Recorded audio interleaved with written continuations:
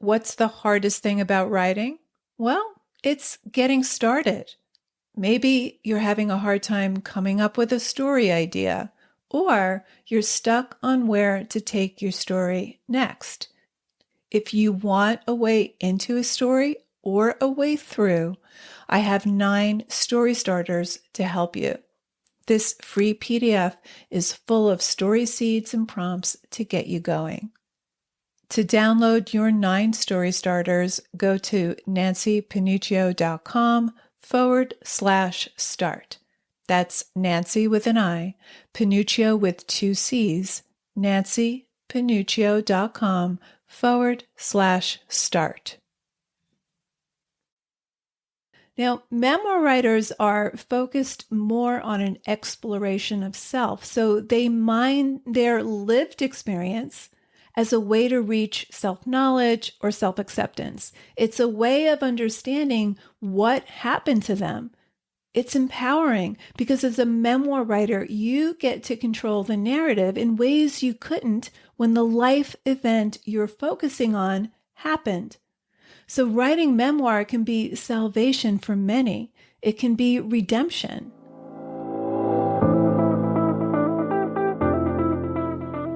Writer Unleashed is for you, a writer who has a story you want to bring onto the page and into the hearts and minds of readers. I'm Nancy Panuccio, writer, editor, and writing coach. And each week, we'll explore techniques, mindsets, and inspiration for writing stories readers can't put down. Thanks for spending some time with me today. Now let's begin.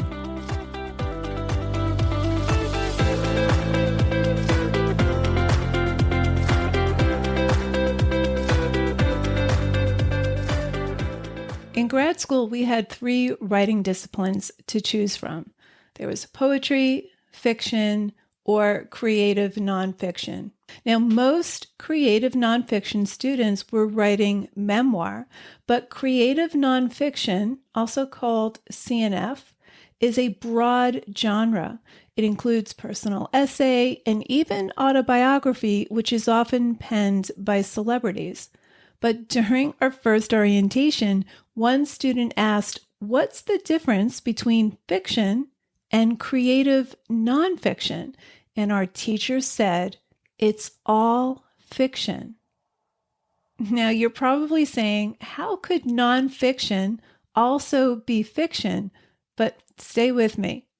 I'm going to give you an overview of 5 different types of creative nonfiction: biography, autobiography, literary journalism, also known as the immersion story, memoir, and personal essay. I want to give you an idea of how these forms are different and what they have in common. Now, I know many of you are writing memoir or personal essays, and I want to talk about what elements make an autobiography different from a memoir, let's say, and also to show you the range of writing that's available to you in this genre. So here we go. Number 1, biography. Biography is your whole life told by someone else. It's a factual rendering of someone's life. It's usually chronological. Now, the author of the biography is supposed to be objective. That's the goal, but that doesn't always happen. Is it even possible to be objective? I don't think so.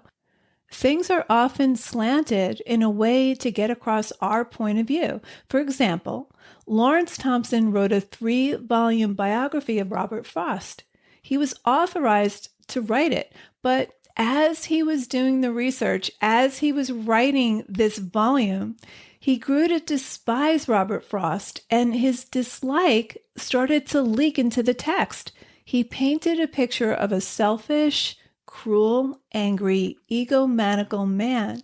So his agenda, many say, was to exact revenge.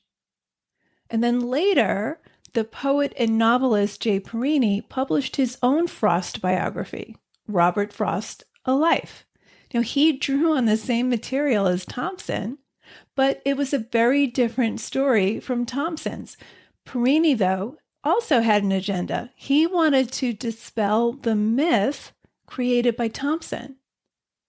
Now, because Parini is both a poet and novelist, it's been said that his biography on Robert Frost reads more like a novel.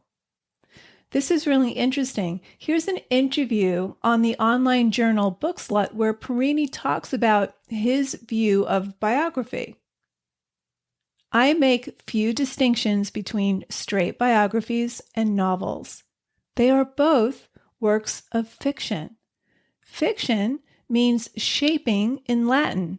I shape reality in both genres. There are demands that come from the genre itself. You can't really change points of view in a biography, and you can't make things up. But I think these are small considerations, and that in general, they both involve creating narratives, and narrative is what I like, telling a story. So in order to tell any story, certain things will be left out and other things will be slanted a certain way. There's no absolute truth. Now, we see this all the time on news channels, right? They're supposed to be sticking to the facts to be objective, but worldviews are vastly different. Sometimes it seems like there are just separate realities. Here's the thing. We don't see things as they are. We see things as we are. So biography is a whole life written by someone else. It's supposed to be objective, but the author can't help but slant it to his or her own point of view. And when my teacher said it's all fiction, that's what he meant. Okay, on to number 2, autobiography. Autobiography is your whole life told by you. Autobiographies are usually celebrity-driven. President Clinton writes an autobiography. The rest of us non-celebrity folks, we write memoir. Now, autobiography is different from biography and more similar to memoir in that it allows more personal reflection. But like autobiographies, biographies stick mainly to the facts.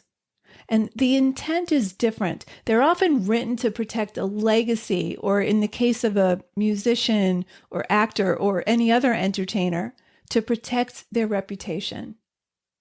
In his autobiography, My Life by President Clinton, he talked briefly about his affair with Monica Lewinsky, but he pretty much glossed over it.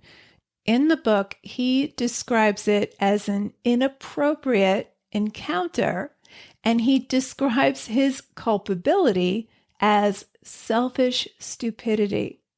So he doesn't go very deep. The deepest he explores the affair is connecting it to his troubled childhood. Now, had he written a memoir, well, this would be an opportunity to focus on the affair and delve into more psychological territory, such as his teenage years living with an alcoholic stepfather who abused his mother. But autobiography relies on retelling events as they happened. So the Lewinsky affair is just one more stop in this long line of events in the book, which includes the time he met with Netanyahu or addressed Congress, etc. Now, unlike memoir, an autobiography leans toward a more documentary style and a chronological structure. And since the goal of a celebrity autobiography is to cast him or herself in a positive light, it's not usually a search for moral or emotional truths or human insight the way a memoir is. Okay, on to number 3, literary journalism. This is sometimes called the immersion story because it requires a closer, more active relationship to the subject and to the people the literary journalist is exploring. So in literary journalism, the author immerses him or herself into an experience outside of his or her typical experience, typical life. So the author becomes the protagonist and so keeps a strong, consistent first-person eye throughout the story. I'm thinking of Barbara Ehrenreich's Nickel and Dimed on Not Getting By in America. She investigates how the working class survives on minimum wage, or in some cases less. So she doesn't rely on interviews or research or labor reports and statistics the way straight journalism would. She actually worked low-paying jobs. She worked as a waitress and a cleaning woman. So she is in the story. She's part of it. Her experience is something she had no prior experience with. So by immersing herself in the experience of the poor, she challenged the notion that people are poor because they're lazy or unwilling to work. Another example is Michael Pollan's book, How to Change Your Mind. Here he writes of his own consciousness expanding experiments with psychedelic drugs like LSD and magic mushrooms. And he makes the case for why shaking up the brain's old habits could be therapeutic for certain people, people that face addiction or alcoholism or depression, or even people who are dying of cancer. Now, he's a journalist, so he didn't intend to write what he says is his most personal book. But in researching how these drugs are improving people's lives, not only of people who have mental illness, but also of healthy people that are coming to grips with life challenges, he decided to explore the landscape in the first person as well as the third. So he had this adventure into various altered states of consciousness, along with this deep dive into the latest brain science. And he discovered this thriving underground community of psychedelic therapists. It's fascinating. Now, he's not someone who takes psychedelic drugs as habit, not at all. But after interviewing doctors and doing the research into the history of these drugs and interviewing patients, he decided to try these drugs himself, with, of course, supervision. So literary journalism, the immersion essay or book, is not the same as a personal essay, and we'll get to that. But what makes it different from biography or autobiography is that it gives the reader access to a deeper and more intimate and personal exploration of the author's subject, because they're in it. So it isn't a straight factual recounting the way a journalist's essay or book would be. For example, Michael Pollan's first books were straightforward factual investigation. He's a brilliant journalist. He's mostly known for his books on food rules, and in defense of food, for example. But his book on psychedelic drugs was a combination. So he was doing the research, but he put himself into the experience, and it was totally outside of his lived experience. So literary journalism is outside of the author's lived experience. Barbara Ehrenreich's lived experience was having middle-class comforts and no hardships that a large sector of Americans suffer. Michael Pollan's lived experience was drug-free. So, number 3, literary journalism.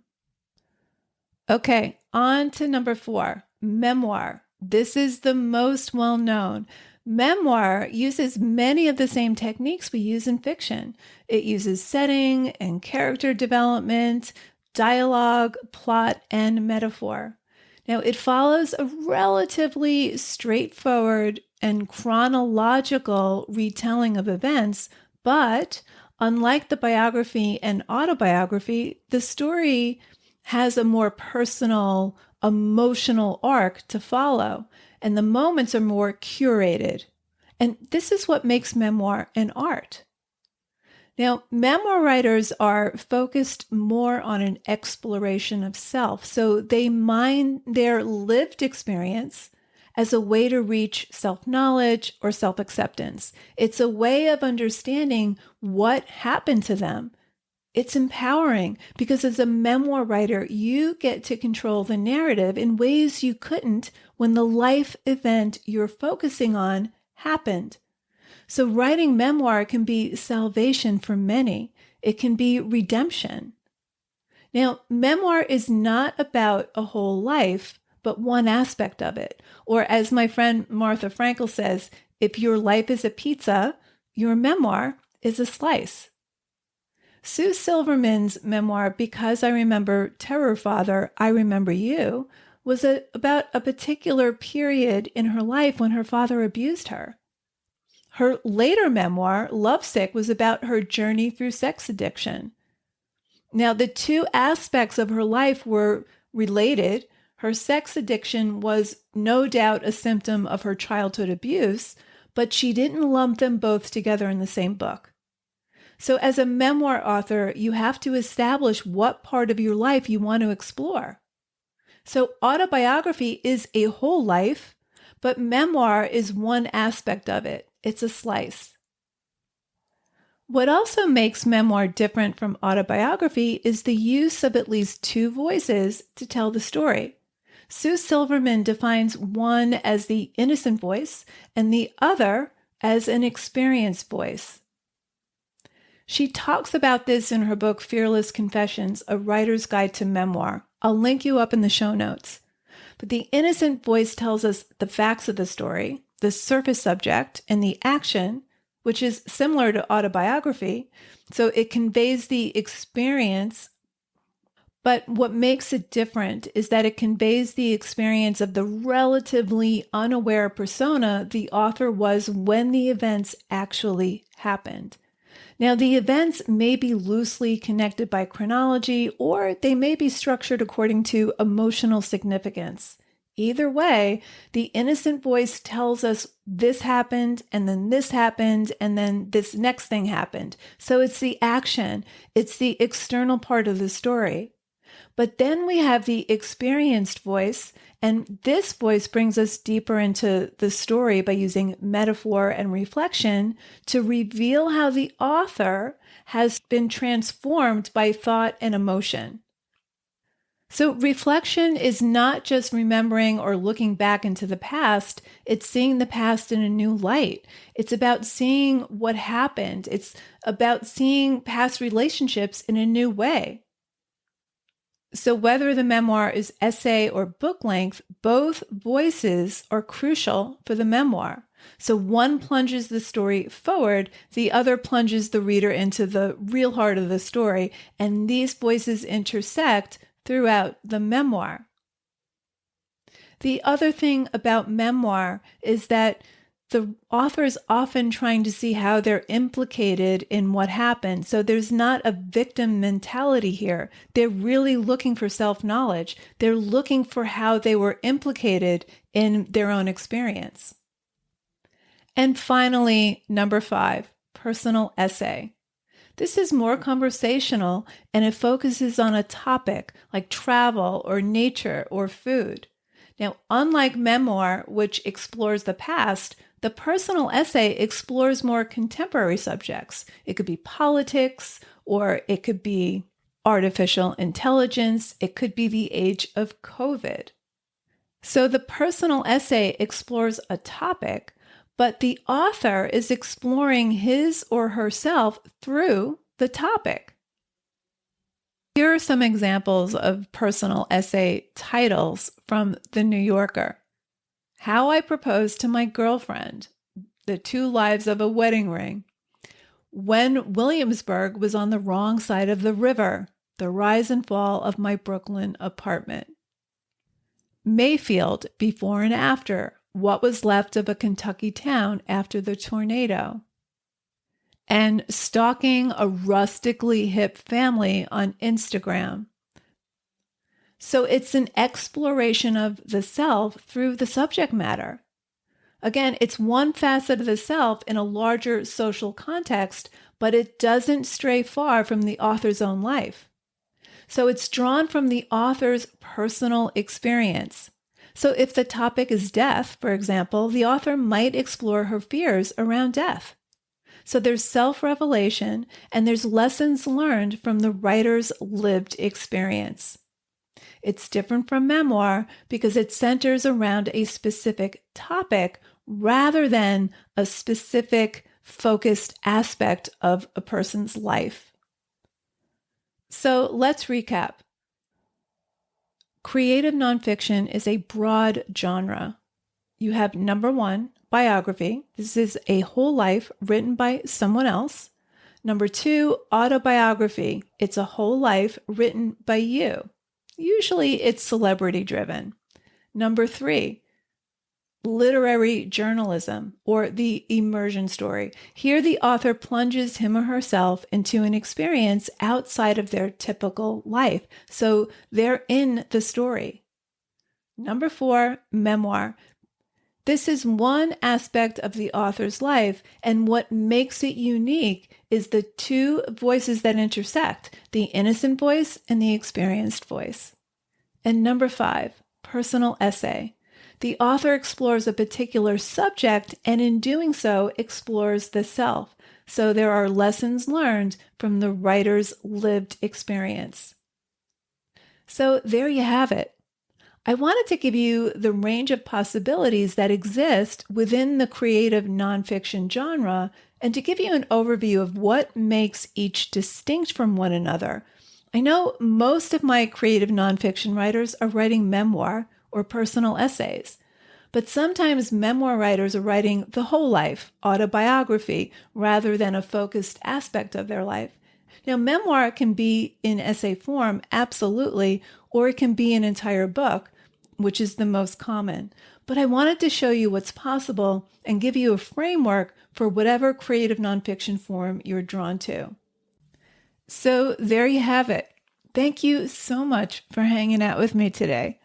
And if you know any writers who need some support in their writing, please share this episode or the Writer Unleashed podcast in general. And if you love what you're listening to, subscribe on your favorite listening platform and please leave me a review. Reading how this podcast impacts your writing truly makes my day, and it helps me create topics for the show. Till next time, keep writing, and I'll talk to you soon.